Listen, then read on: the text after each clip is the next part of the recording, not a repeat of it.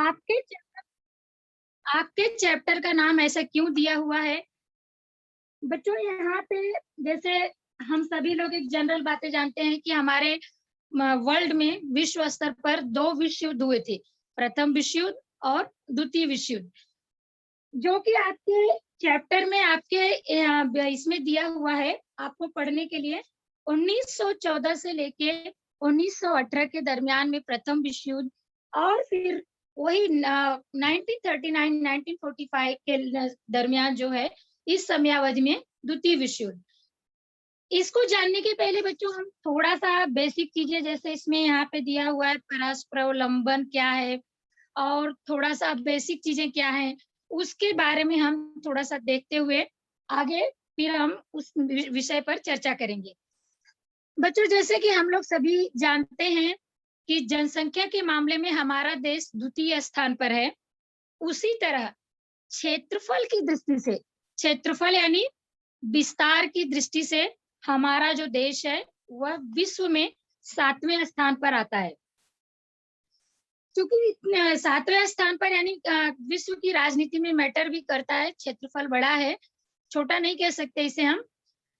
तो जब यह ब्रिटिशों के राज्य से, उनके शासन काल से आजाद हुआ, उनकी जो शासन व्यवस्था से, उससे हम जब फ्री हुए 15 अगस्त 1948 को, 47 को जब हमारा देश आजाद हुआ, उस टाइम के बाद देश का विकास कैसे करना है, जैसे कि मैंने आपको पिछली कक्षाओं में बताया है कि तमाम पॉलिटिक्स बनी और तमाम संस्थाएं कार्यक्रम के लिए आगे आई। देश का विकास, शिक्षा का विकास कैसे करेंगे, देश का जो पिछड़ापन है, आर्थिक विकास कैसे करेंगे, देश को पिछड़े हुए देश को एक विकसित देश की श्रेणी में लाकर हम कैसे खड़ा करें, कैसे इसे लोगों के समक्ष प्रस्तुत करें, विश्व में अपना एक महत्व कैसे बनाया जाए।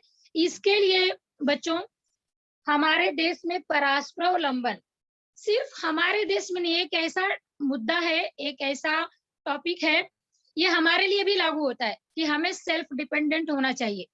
तो उसी तरह जब हम सभी लोग इतिहास में पढ़ चुके हैं कि हमारे देश का किस तरह से आर्थिक शोषण हुआ, हमारा जो आर्थिक विकास था वह अवरुद्ध हुआ, हम भूखमरी के कगार पे आ गए। इन सारी चीजों को देखते हुए इतिहास गवाह है, इतिहास ये बताता है कि इन सारी समस्याओं से हम जूझे हैं, हमने फेस किया इस चीज को। तो यहाँ पर बच्चों हमें यह देखने को मिल रहा है कि जैसे ही हमारा देश आजाद हुआ, वह भिन्न भिन्न मुद्दों को लिया जाए तो सुविधाओं के लिए, व्यक्तित्व के लिए और आत्मसम्मान के लिए, इन सारी बातों के लिए भिन्न भिन्न संगठनों ने कार्य करना शुरू किया समाज में। जैसे आज हम फॉर एग्जांपल देख सकते हैं कि तमाम संस्थाएं हमारे डेवलपमेंट के लिए कदम उठाई हुई हैं, और इसका हम ज्यादा ये देखते हैं चुनाव के समय। तो ऐसे समय में बच्चों ऐसी स्थिति है कि यहाँ पे सभी को कोऑर्डिनेट करना है। कोई भी देश खुद स्वयं अपने आप में एकदम से अवलंबित बोल दे कि हम लोग पूर्णतः सक्षम हैं, हम कुछ भी कर सकते हैं, ऐसी पॉसिबिलिटी नहीं है। हम ही हैं। यदि हम कहें कि नहीं हम पूर्णतः हम सक्षम हैं, पूर्णतः हम ज्ञानी हैं, तो पॉसिबल नहीं है। उसी तरह से किसी भी कंट्री के विकास के लिए एक दूसरे के सपोर्ट की जरूरत पड़ती है।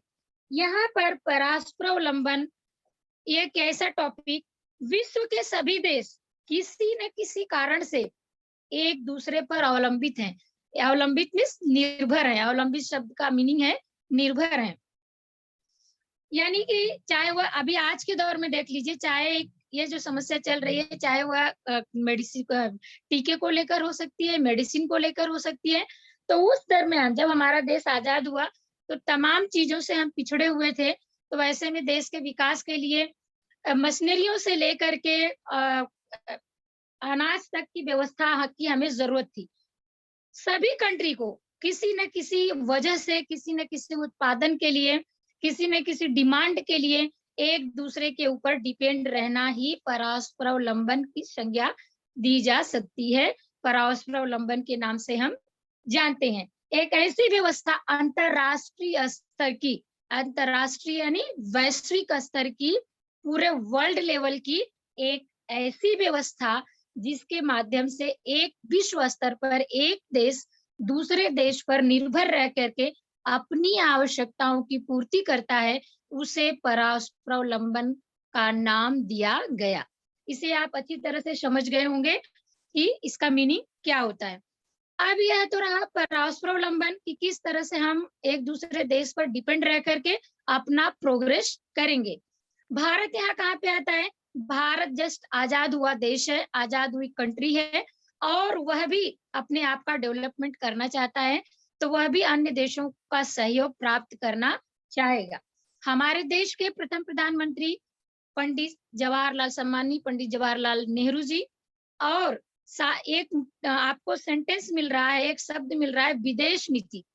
तो विदेश नीति, यह विदेश मंत्री भी थे स्वयं, जो है पंडित जवाहरलाल, हमारे प्रथम पंत प्रधान पंडित जवाहरलाल नेहरू जी हमारे देश के प्रथम विदेश मंत्री भी थे। अब जो एक व्यक्ति है वह हमारे देश का प्रधानमंत्री भी है और विदेश मंत्री भी है।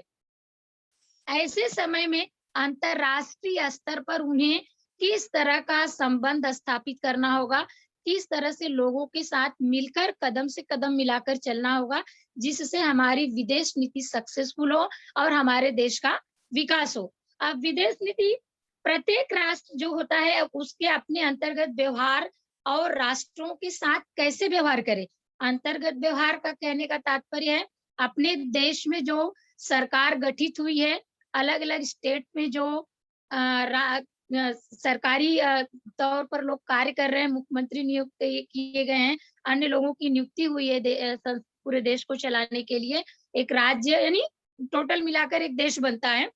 उसी तरह अंतरराष्ट्रीय स्तर पर हमारी नीति ऐसी होनी चाहिए कि किसी के साथ हमारा लड़ाई झगड़ा ना हो, हम एक दूसरे के साथ सहयोग प्राप्त करें। बच्चों, यहाँ पर विदेश नीति में या हम आंतरिक तौर पर बोले, राष्ट्रीय स्तर पर भी बोले, तो सबसे अच्छे संबंध हमारे पड़ोसी के साथ होना अनिवार्य होता है, क्योंकि वह जो है सबसे पहले किसी भी परिस्थिति में हमारे सपोर्ट के लिए वही आगे आता है। अगर हम किसी समस्या से ग्रसित हैं और तो उस निदान के लिए भी वही व्यक्ति सामने आएगा जो हमारा पड़ोसी है। तो हमारे देश की सर्वप्रथम विदेश नीति के अंतर्गत सबसे पहला मुद्दा था कि अपने देश से जुड़े, सीमा रेखा से जुड़े हुए जितने भी राष्ट्र हैं उनके साथ संबंध अच्छे होने चाहिए।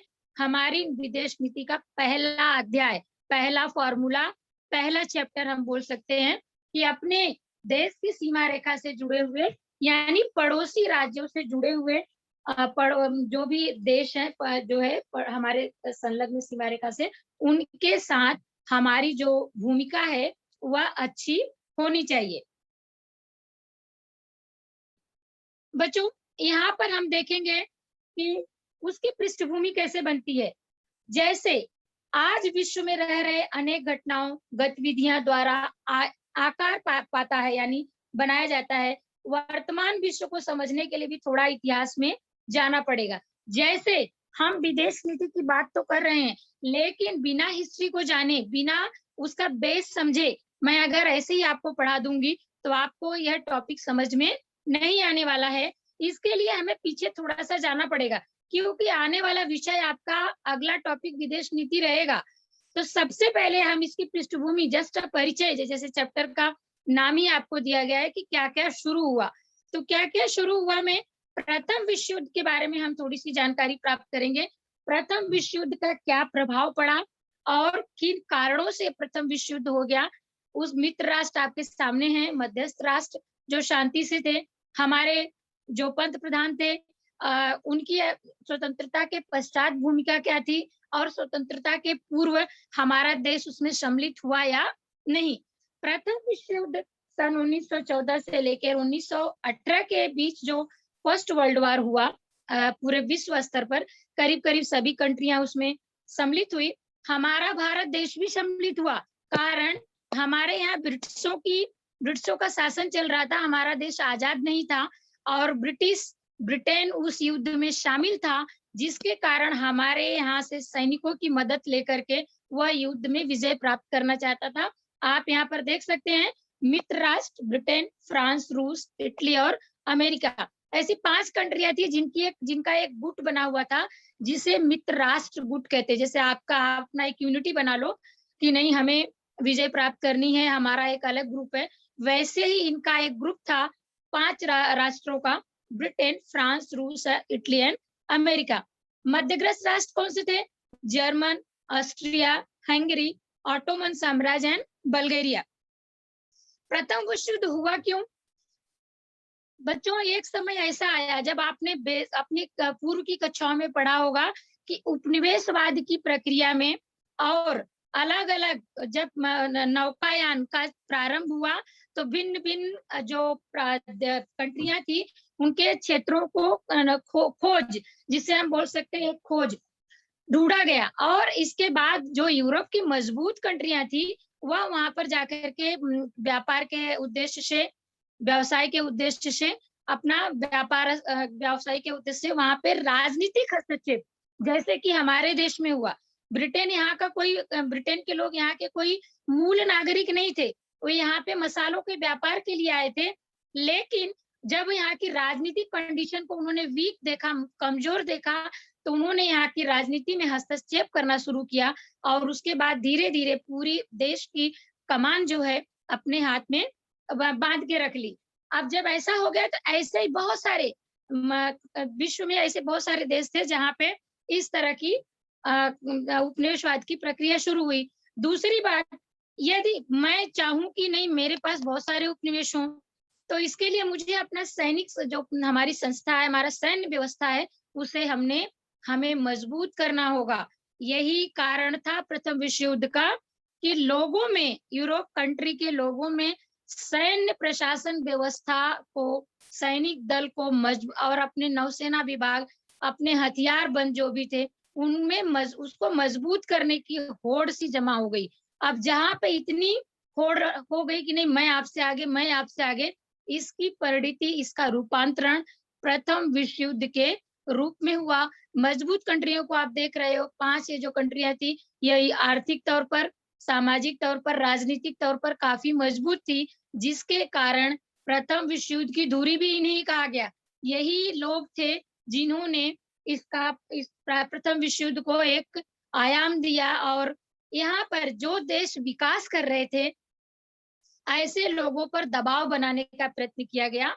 और यही दबाव यानी उनपे अननेसेसरी जो है संधियों का थोपा जाना, या उनपे अपमानजनक जो भी रीजन बोल सकते हैं, वह सारे इनके साथ अन्याय कारक इन राष्ट्रों द्वारा ये किया गया, व्यवहार किया गया। आप देख सकते हो बच्चों, ऐसा जो है प्रथम विश्व युद्ध जो हो गया उसके बाद द्वितीय विश्व युद्ध ना हो, हर व्यक्ति जो है एक उपाय योजना ढूंढता है, और वैश्विक स्तर पर प्रथम विश्व युद्ध के बाद उपाय योजना ढूंढी गई और उसके लिए राष्ट्र संघ वैश्विक स्तर पर एक ऐसी संस्था का निर्माण किया गया जिसे राष्ट्र संघ, लीग ऑफ नेशन, 28 सितंबर 1934 से लेकर 23 फरवरी 1935, आपके बुक में नहीं है, आप ढूंढोगे तो शायद नहीं पाओगे। जिनेवा, स्विट्जरलैंड इसका जो है मुख्यालय रहा। ऐसी व्यवस्था इन्हीं लोगों के द्वारा, जो युद्ध के कारण थे, इन्हीं लोगों के द्वारा व्यवस्था बनाई गई कि ठीक है फिर से फ्यूचर में ऐसा नहीं हो। लेकिन बच्चों इन्हीं लोगों ने द्वितीय विश्व युद्ध का बीजारोपण भी किया इन्हीं कंट्रियों द्वारा, क्योंकि जैसे जर्मनी हो गया, जापान हो गया, आप वर्ल्ड मैप में देखेंगे भूगोल के अध्याय को ये करते हुए पढ़ते समय, तो वहां पर आपको ये चीजें मिलेंगी कि किस तरह से जो छोटे छोटे कंट्री है, जिसमें जापान था, एक अच्छी कंट्री विकास कर रहा था अपना, ऐसे तमाम कंट्रियां थी जिनके ऊपर अपमानजनक संधियां थोपी गई और जिसके कारण एक और युद्ध पूरे वर्ल्ड लेवल पर तैयार हो गया, और वह था द्वितीय विश्व युद्ध। आपके बुक में आप यहाँ स्क्रीन पर भी देख सकते हैं, उसका डेट आपको दिया है 39 to 45 के दरमियान द्वितीय विश्व युद्ध, यह मतलब करीब 5 से 6 सालों तक चलता रहा। और इसका सबसे बड़ा मुख्य कारण यह स्वयं 5 कंट्रियां यहाँ पर जो आप देख रहे हो यह रहे हैं, लेकिन इसमें एक नई परिणति, नया अध्याय जुड़ जाता है, जर्मनी का हिटलर जो था यहाँ पर, और दूसरा आप देखोगे जापान वगैरह जो कंट्रियां थी, ये लोग क्या विकास के अब प्रोसेस में थे, आगे जा रहे थे, लेकिन इन लोगों ने तमाम तरह से इनके ऊपर प्रतिबंध डाल रखे थे। कौन से लोग? विकसित कंट्रियों के लोग, जैसे ब्रिटेन, फ्रांस, रूस, इटली, अमेरिका, और इनके साथ कुछ इनके परम मित्र और भी देश जो है जुड़ गए। बात के समय में बच्चों पुनः जो है इसमें जैसे ऑस्ट्रेलिया भी शामिल हो गया, कनाडा भी शामिल हो गया, न्यूजीलैंड, इवन भारत भी शामिल हुआ। भारत भी मित्र राष्ट्रों की श्रेणी में आया उस समय। और अच्छ राष्ट्र कौन से थे? जर्मनी, जापान और इटली। ये भी त्रिमैत्री, इन्हें त्रिमैत्री देश या संधि के नाम से भी जाना जाता है। ये कंट्रियां इनके अपोज में थी। एक तरफ मित्र राष्ट्र Britain, France, Australia, Canada, New Zealand, Bharat, Soviet union वगैरह थे, तो दूसरी तरफ जर्मनी, जापान, इटली वगैरह थे। द्वितीय विश्व युद्ध का एक्चुअल में रीजन क्या था कि यहाँ पर अणु बम और परमाणु बम को लेकर के समस्या निर्माण हुई थी। यहाँ पर आप देखोगे बच्चों कि जो है यूरोप में जर्मनी की जो हार हुई, हार यानी यही प्रथम विश्व युद्ध में जो अब छोटे छोटे कंट्रियां थी, उनकी जब हार हुई तो इन लोगों ने फिर से इनके ऊपर जो अपमानजनक संधियां ला दी गई, जैसे हम भी यदि हमारा कोई नुकसान हो फिर से हम पुनः उठकर खड़े होना चाहें, तो वही प्रोसेस बच्चों यहाँ पर भी था। पुनः जर्मनी, जापान, इटली जैसे प्रथम विश्व युद्ध में जो इनका नुकसान हुआ था, उसकी भरपाई के लिए पुनः यह देश जो है खड़े होना चाहते थे, अपना विकास करना चाहते थे। लेकिन यहाँ पर हम देखते हैं कि जो अमेरिका है, अमेरिका जो कंट्री है, वह पहले से ही आर्थिक दृष्टि से देखा जाए तो एक पैसे से अपने पूंजीवाद देश जिसे हम कहते हैं, बहुत धनाढ़ कंट्री है, इसके पास पैसा पहले से ही आर्थिक लेवल पर यह मजबूत कंट्री है। यह अपना डेवलपमेंट करते ही जा रहा था और इसने अणु बम, परमाणु बम जैसे हथियार उस टाइम, कौन से समय, 1945 की बात मैं कर रही हूँ, 1940 से लेकर 39 45, यानी इस 4-5 सालों के दरमियान इसने एक तरफ द्वितीय विश्व युद्ध स्टार्ट हुआ है, दूसरी तरफ यह अपना जो, जैसे कि मैंने पहले ही बता दिया कि सैन्य दृष्टि से सभी कंट्री अपना विकास कर रही थी, तो यहाँ पर भी जो है इसने अपना अणु बम, परमाणु बम जैसे हथियार, बड़े बड़े हथियार जिसका बहुत बड़ा नुकसान होने वाला था, और इसने निर्माण कर दिया। इसने क्या किया? जापान के हिरोशिमा और नागासाकी जैसे यह दो स्टेट ऐसे थे जो जापान का काफी विकसित क्षेत्र था बच्चों, और यहाँ पर इसने क्या किया? नागासाकी और हिरोशिमा दोनों सिटी पर कंटिन्यूअस 6 और 9 अगस्त, यह 2 दिन ऐसा था भयानक, जापान के इतिहास में भयानक हम कह सकते हैं, त्रासदायी इतिहास हम इसे कह सकते हैं, जिसका कि बहुत सालों तक आज भी बहुत बड़ा असर हमें देखने को मिला।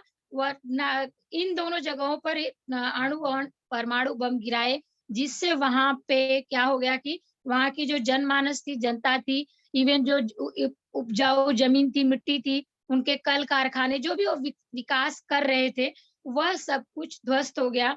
इवन आने वाला जो समय था, आने वाले फ्यूचर में भी वहां की जो जनसंख्या अपंग बोल सकते हैं, क्योंकि यह पूरी तरह केमिकल और पूरी तरह इससे बना करके जो अणु और परमाणु बम का निर्माण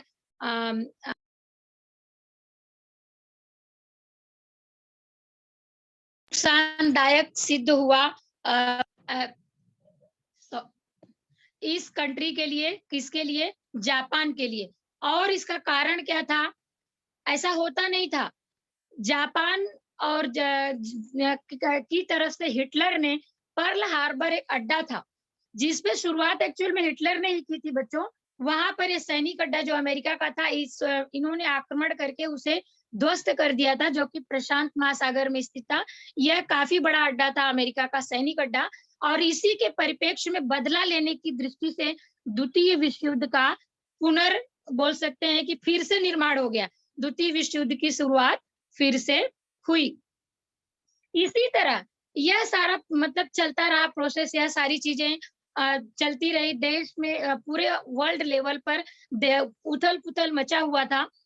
इसी समय जब हमारा देश यह सब शांति के बाद करीब करीब हम देख सकते हैं संयुक्त राष्ट्र संगठन द्वितीय विश्व युद्ध, ये 6 सालों तक, जो 5 से 6 सालों तक चला, उसके बाद अब इस पे फिर से विजय कैसे प्राप्त की जाए, इसको रोका कैसे जाए, क्योंकि पूरा भरपूर नुकसान होते जा रहा है। हमारे देश के लोग प्रथम विश्व युद्ध के समय जब ब्रिटिश सेना सैनिकों ने हमारे देश के लोगों को, ब्रिटिश शासन ने हमारे देश के लोगों को सैनिक के तौर पर जब शामिल किया था, तो काफी हमारी भी आर्थिक स्थिति, ऐसे ही उन लोगों ने आर्थिक तौर पर सब कुछ उठा ले गए थे अपने देश, और जो कुछ बचा कुचा था और भी नुकसान हुआ।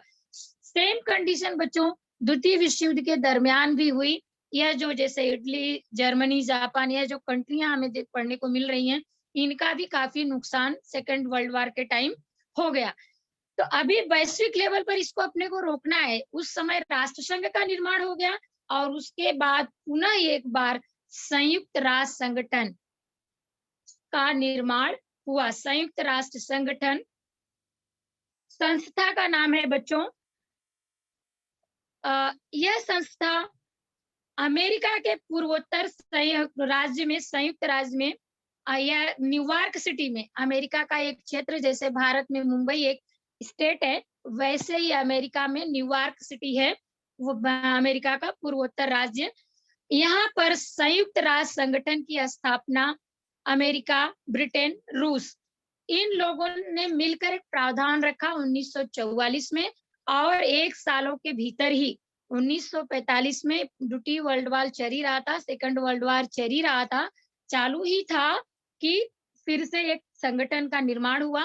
इस युद्ध को विराम मिला और विराम के पश्चात जो है करीब 50 देशों की सहमति से यह जो संयुक्त राष्ट्र संगठन बना। जैसे किसी संगठन को हमें बनाना है, आप क्लास में कोई ग्रुप बनाना चाहते हो फॉर एग्जांपल, तो वहां पर आपको आपके जो सपोर्टिंग स्टूडेंट हैं, आप उनका सहयोग चाहिए। सेम वहां पे भी था कि संयुक्त राष्ट्र संगठन संस्था बनाई किस लिए जा रही है, विश्व में पुनः तृतीय विश्व युद्ध ना हो, थर्ड वर्ल्ड वॉर ना घोषित हो जाए, इसके लिए यह संस्था काम करेगी।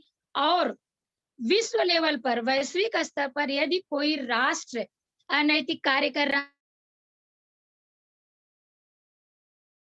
राष्ट्र पर जो है आक्रमण कर रहा है, तो किसी भी राष्ट्र पर यदि आक्रमण कर रहा है तो उसे रोकना है। किसी के सीमा रेखा के अंतर्गत बिना संयुक्त राष्ट्र संगठन में अपना मुद्दा प्रेजेंट किए बगैर, रखे बगैर, कोई राष्ट्र किसी राष्ट्र की सीमा रेखा को हस्तक्षेप नहीं कर सकता और बिना रीजन के आक्रमण नहीं कर सकता। मतलब ऐसे बहुत सारे प्रतिबंध आपको आने वाले जो चैप्टर्स हैं उसमें पढ़ने को मिलेंगे। 50 देशों की सहमति से 24 अक्टूबर 1945 को संयुक्त राष्ट्र संगठन की स्थापना हुई बच्चों, और द्वितीय विश्व युद्ध को विराम लगा। हम यहाँ परस्पर अवलंबन से जा करके थोड़ा दोहराई में प्रथम विश्व युद्ध, द्वितीय विश्व युद्ध को देखे बच्चों कि किस तरह से हमें अब परस्पर अवलंबित होना है, मतलब एक दूसरे के सपोर्ट से अपने देश का विकास करना है। तो 2 लाइन में हमें यह भी देखना है कि यह सारी जो हमें परिचय के तौर पर हमें पिछला अध्याय देखने को मिला, आपका सिलेबस में यही पढ़ाने को था आज मुझे, तो उसमें हमारे देश की विदेश नीति क्या रही। हमारे देश की विदेश नीति और विदेश मंत्री पंडित जवाहरलाल नेहरू पूरी तरह से वैश्विक लेवल पर किसी भी गुट में शामिल नहीं होना है, गुट निरपेक्ष राष्ट्र बनना है, किसी भी गुट में शामिल न हो करके सभी देशों के साथ सहयोगात्मक रवैया अपनाते हुए, सहयोगपूर्ण व्यवहार करते हुए अपने देश के विकास को उन्होंने ध्यान में रखा। और आगे चल करके भारत जो हमारा देश था वह जो है किस तरह से और अपना विकास कर सके, लोग बड़े बड़े जो कंट्रियां हैं उनसे आर्थिक मदद लेकर के हमारे भारत देश का विकास हो सके, उन्होंने इस बात पर ध्यान दिया। हालांकि द्वितीय विश्व युद्ध के पश्चात शीत युद्ध भी प्रारंभ हुआ। शीत युद्ध जिसे हम कोल्ड वॉर कह सकते हैं, आपसी मनमुटाव वाला एक युद्ध, दो पक्षों में नाराजगी वाला एक युद्ध घोषित हुआ, जिसमें हमारा देश पूरी तरह से तटस्थ रहा। तटस्थ का मतलब उसने किसी भी पार्टी को सपोर्ट नहीं किया। एक तरफ संयुक्त रूस, संयुक्त राष्ट्र, और दूसरी तरफ अमेरिका पूंजीवादी, रूस जो है समाजवाद को सपोर्ट करने वाला, समाजवाद को मानने वाला, तो अमेरिका पूंजीवादी कंट्रियों को सपोर्ट करने वाला। ऐसा वैश्विक लेवल पर बच्चों 2 गुट बना और अब जा करके अभी 21वीं सेंचुरी में बोल सकते हैं, 21वीं शताब्दी में इसमें 90% विराम लगा हुआ है, रुका हुआ है, रुका जा करके नहीं, अभी भी 10% हम मान सकते हैं, पूर्णतः खत्म नहीं हुआ है। लेकिन कहीं न कहीं धीरे-धीरे समय बीतते-बीतते इस चीज़ों पर काबू पाया जा सका। ऐसे समय में हमारे भारत देश की जो भूमिका थी, उसको हमारे विदेश मंत्री, हमारे पंत प्रधान के द्वारा किस तरह से अच्छी तरह से रणनीति अपना करके निकाला गया, आगे लाया गया और देश विकास की गति को प्राप्त करने लगा। आज का हमारा जो मुद्दा था, आज का जो हमारा विषय था बच्चों, यहीं पर समाप्त होता है। अगला जब हम पढ़ेंगे तो उसमें शामिल होगा कि शीत युद्ध क्या था, उसका परिणाम सारी वैश्विक लेवल पर क्या-क्या पड़ा और किस तरह से तमाम इसमें आपका जैसे मैंने आपको बताया कि हमारा देश गुट निरपेक्ष था, तो वह गुट निरपेक्षतावादी आंदोलन था क्या? पंडित जवाहरलाल की उसमें क्या भूमिका रही? प्रादेशिक संगठन कैसे बने? यह भी कोरिलेशन वहीं पे सब होगा बच्चों, वहाँ पे इसकी पूर्णतः जानकारी दी जाएगी और इस तरह से आज का जो हमारा विषय था, आज का जो हमारा मुद्दा था, वह यहीं पे ओवर होता है, खत्म होता है।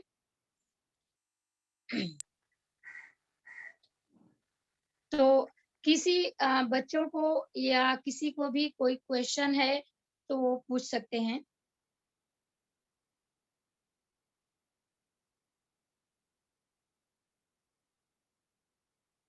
जिनका भी कोई क्वेश्चन है। Hello teacher. हाँ बेटा बोलो। टीचर ये वाला बताओ ना, मित्र राष्ट्र और मध्यगत राष्ट्र। मित्र राष्ट्र बच्चों कौन से 2 विश्व युद्ध के दरमियान अलग-अलग मित्र राष्ट्र गुट बने, आपको कौन सा जानना है? ये मित्र राष्ट्र और मध्यगत राष्ट्र दोनों। बेटा दोनों में अलग-अलग हो गए हैं। प्रथम विश्व युद्ध के समय का जानना है या द्वितीय विश्व युद्ध के समय का? हाँ एक ही बताओ।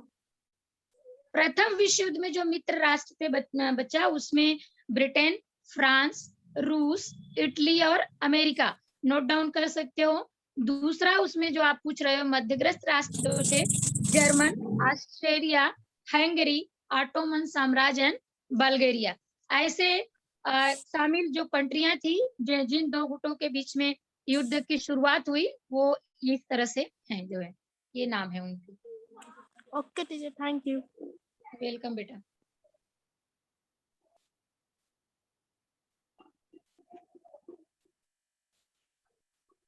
आप में से किसी का और भी सवाल है तो आप अपने सवाल को करिए, पूछ सकते हैं।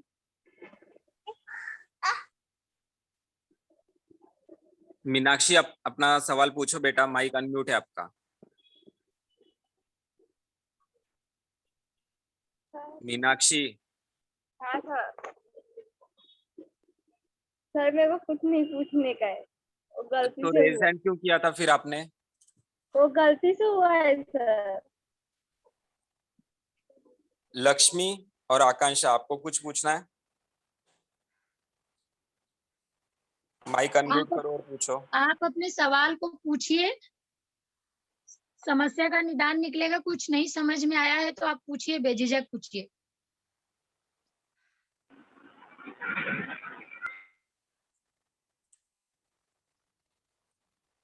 निधि।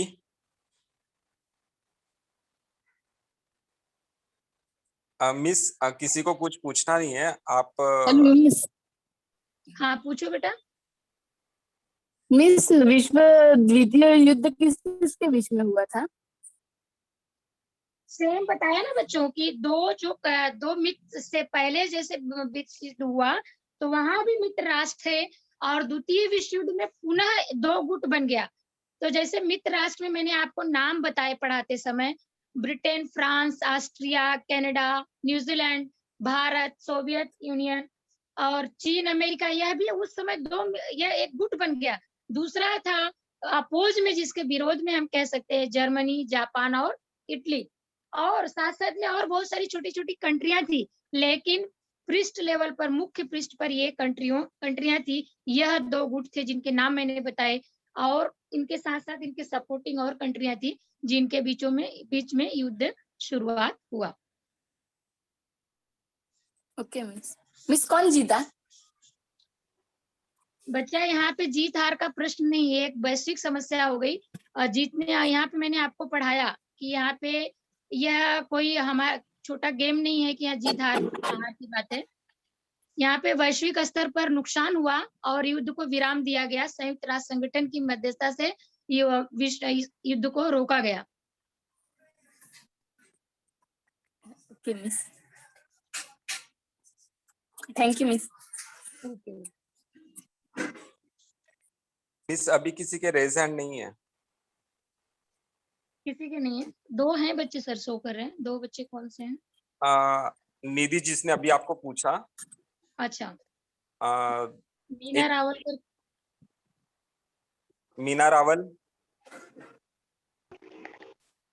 टीचर, आज आपने जो पाठ पढ़ाया उसमें का कुछ होमवर्क लिखना है क्या? हाँ बेटा, लिख सकते हो। मैं हमेशा पढ़ाते समय शुरू से ही बोलती हूँ कि बहुत सारी चीजें आपकी किताब में नहीं है, आप उसे नोट डाउन कीजिए। तो शायद आप लोग रखते नहीं होंगे। नहीं, या मैंने जो रखा है, आपने स्क्रीनशॉट रखा है। टीचर मार के रखा है, बाद में मैं पूरा कंप्लीट कर दूंगी। वेरी गुड बेटा, वेरी गुड। तो आप जो है इसके क्वेश्चन आंसर्स कर लीजिए। प्रथम विश्व युद्ध का जो क्वेश्चन है, प्रथम विश्व युद्ध के बाद राष्ट्रसंघ का निर्माण कब हुआ, ऐसे छोटे छोटे जो क्वेश्चन निकलते हैं, ये सब आप कर सकते हो। और जब ये ठीक है। चैप्टर कंप्लीट होगा ना बच्चा, तब जा करके पूरे क्वेश्चन कलेक्ट होंगे, तो उस टाइम हम आपको होमवर्क देंगे जो है। यस बाकी टीचर। आप रीडिंग के तौर पर आप इसे पढ़ सकते हैं, और जितना कुछ पढ़ाया मैंने वह काफी अच्छी तरीके से सपोर्ट करेगा आपको। मतलब अगर आपने ध्यान से लेक्चर सुना होगा तो बहुत सारी चीजें आपको जानकारी हुई होगी, बहुत सारी चीजें। Yes teacher, okay, thank you.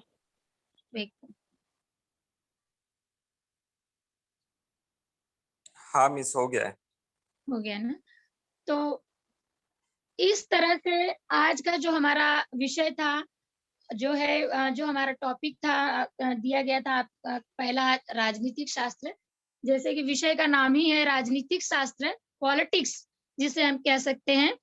तो हमारी पॉलिटिक्स यहाँ पर भारत को प्रेजेंट करना था, भारत की भूमिका क्या थी और विश्व स्तर पर समस्याएं कौन कौन सी थी, जिसमें 2 समस्याओं के बारे में वर्ल्ड लेवल जो आपको हर जगह मिल जाएगा, प्रथम विश्व युद्ध, द्वितीय विश्व युद्ध, यह सारे, और देश का जो विकास होगा, जैसे 193 कंट्रियां जो है राष्ट्र संघ की करीब करीब सदस्य हैं।